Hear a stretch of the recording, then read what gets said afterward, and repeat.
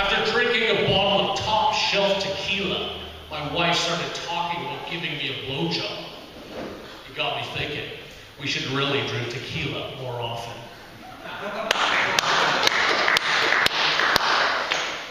I need to put my grades up for adoption, Reagan says. Why is that, sweetheart? I ask, laughing. Because, she says, I really don't think I could raise them by myself.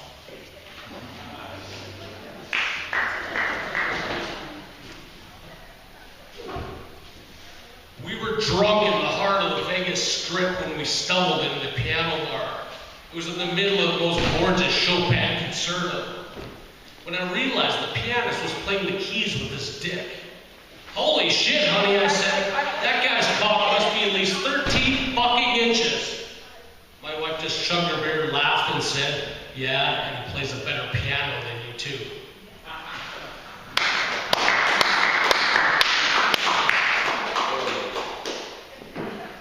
Fountainverse, motherfuckers, come on. Although it was minus 40, he was outside smoking. He'd been married so long, the cold no longer bothered him.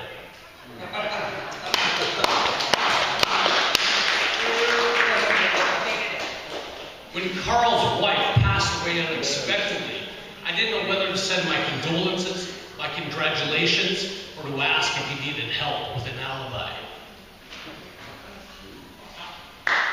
See, in Lawrence, Kansas, man, this shit doesn't fly, man, I swear to God. She was clutching a poem I'd written when I was 17 and in love. I was asleep on the couch when she started hitting me with the telephone, screaming, "Who's Alice? Who's Alice? Do you love her? Why don't you phone her? Why don't you marry her?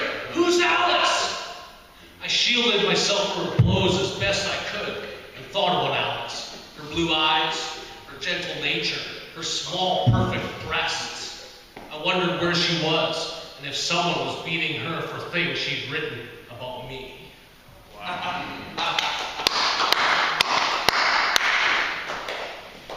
I misplaced one of my bingo cards, so when the caller started, I was playing catch-up. By the time I'd realized I'd won, the game was closed and the $356 went to another player. For the remainder of the evening, my wife kept nudging me, saying, "You should learn to pay attention to what's important." Still, it didn't matter, because all I could think about was you and how I foolishly let you slip through my fingers.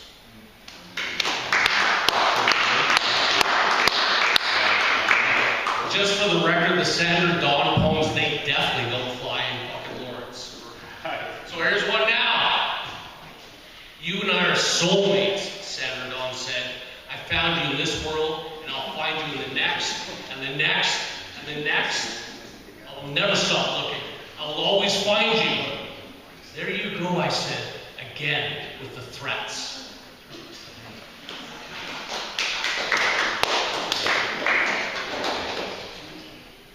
"I don't write love poems," I said, "and I've never been much of an anglerfish." "What does that even mean?" my wife asked. "Well," I said, "when anglerfish mate, they melt into each other. The female absorbs her man until his eyes, mouth, and fins disappear, and they share the same bloodstream." "I like that," my wife says. "Well then," I say, "come here, Mama, and let me hold you tighter."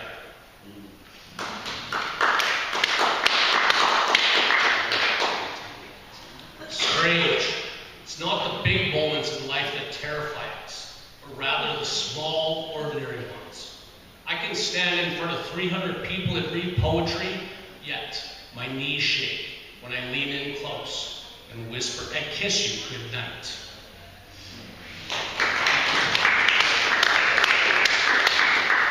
All right, this is one I love. This is for my wife. Tracy Lee. "You throw a better football, catch more fish, and always take my money at poker. You are the best campfire cook, make the perfect Ukrainian dinner. You once told me the secret ingredient in your pierogi dough was love. You said you were an alien, that you believed your real parents would come back for you someday, and that you stopped waiting when you met me. You have the best story ideas, the funniest punchlines, and there's more poetry in your green eyes than I could possibly squeeze from the keys of my typewriter. You teach me that fear must be overcome, that demons shouldn't win, and that the most important lessons in life are to never complain, never surrender, and never say die. You, my alien princess, my shining light, my one great love, you make me want to live to the point of tears.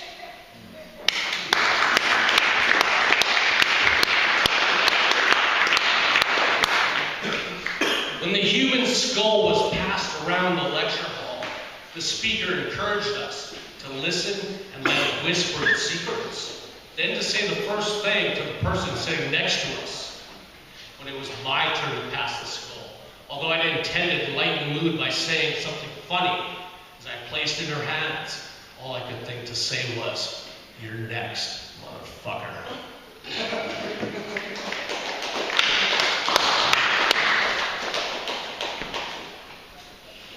I was daydreaming when I stumbled upon the large Australian cockroach on our driveway. I scooped it up in an empty paper cup and brought it inside the house. My wife started screaming bloody murder before I'd even shown it to her. She must have sensed its presence. But that's how it goes. One night you're sitting alone on the couch watching TV when suddenly bugs arrive to eat you up.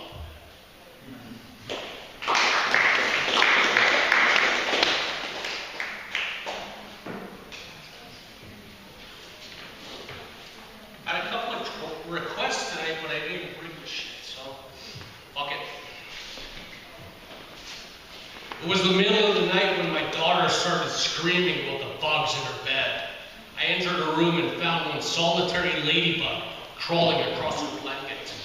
"Don't worry, honey," I said. "It's only a ladybug. Besides, a ladybug in your bed is good luck. You're a very, very lucky girl." As I released it outside in the dirt, I thought about all the bugs waiting for us, the many bugs that will come to feast in our beds when our good luck finally runs out.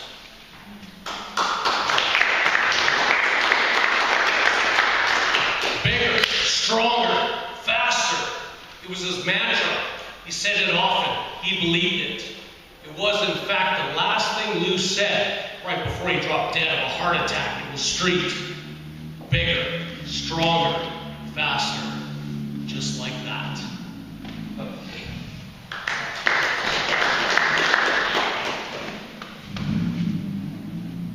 Chris Cornell's final performance at the Fox Theater in Detroit was his swan song.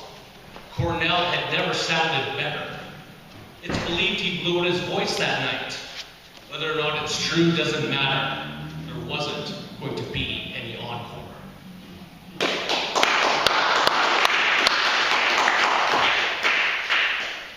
Elliott Smith, your suicide is both brutal and gorgeous. Only you would plunge a knife into your own heart. It took 10 inches of serrated metal to finally bandage that open wound of yours.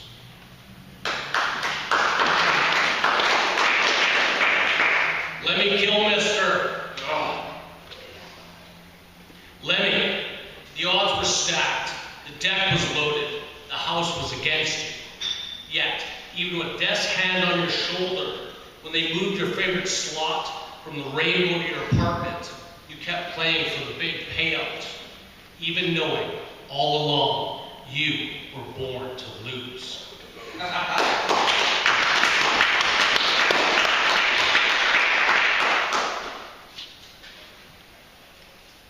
When Ray was diagnosed with stomach cancer, he went from 100 pounds overweight to weighing a mere 98 pounds.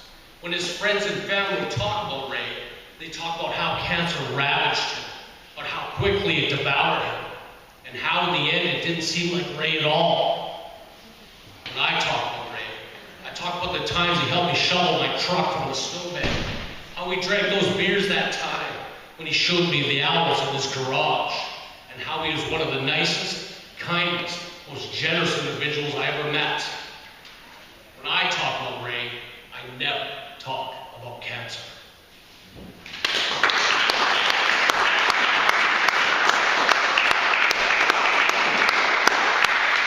You guys are fucking awesome. Just so you know. It's not rocket science. All you have to do is make every day count. So when death comes to take you, you have no unfinished business, your loved ones know exactly how you feel, and your bucket list is empty.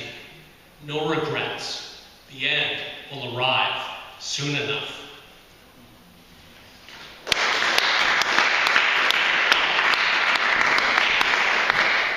I bought Claire's unfinished watercolor landscape, the one she'd always said she'd finish tomorrow, for $2 at the estate sale. It was a running joke between us for over half a decade. Whenever we'd run into it at the bank or the grocery store, I'd ask, how's my landscape coming? Almost finished, she'd say, maybe tomorrow. When I brought it home, I took a black Sharpie and printed, live today, tomorrow never comes, in the white space where the mountain should have been. I always knew the landscape was meant to be mine. I just never guessed I would be the one to finish it.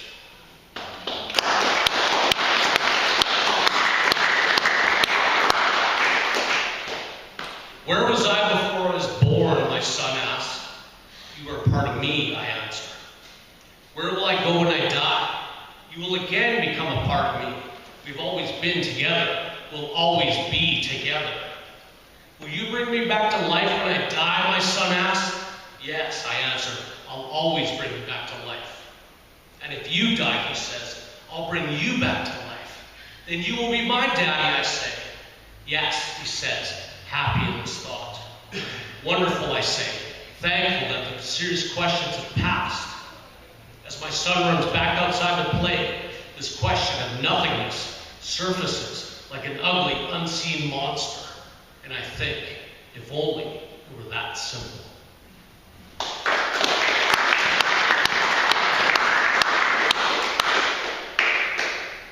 When Raven learned how to speak, one of her first questions was, Daddy, what would you do without me?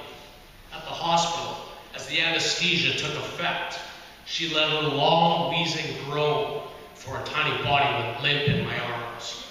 I walked outside, lit a cigarette, and stood by the busy street. I would throw myself into oncoming traffic without you, my dear, my mom. And if you don't wake up, I will meet you there.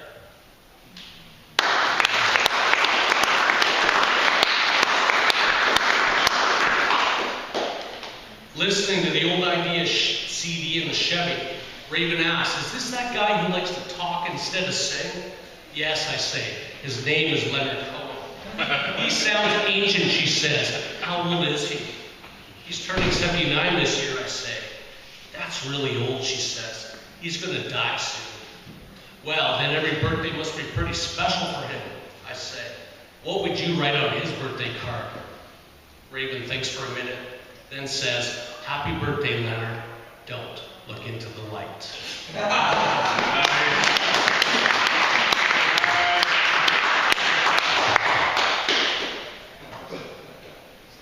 In the past 5 years, I've been diagnosed with arthritis, gout, and skin cancer. I can't raise my left arm above my head.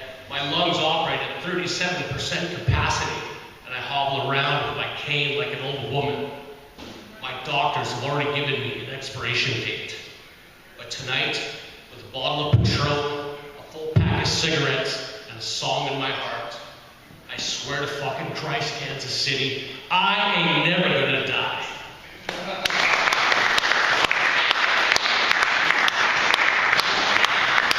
All right, I got 2 more.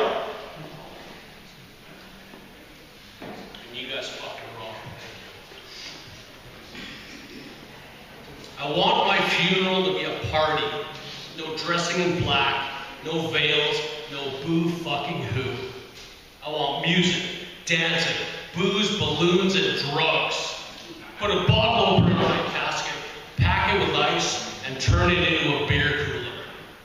Peel back my flesh and turn my skull into a hash ball. Just party, motherfuckers. Celebrate the fact that I'm dead and you're not. My ex-wives have already picked out new dresses as we speak. You should too. And if you Die first, I promise to do the same.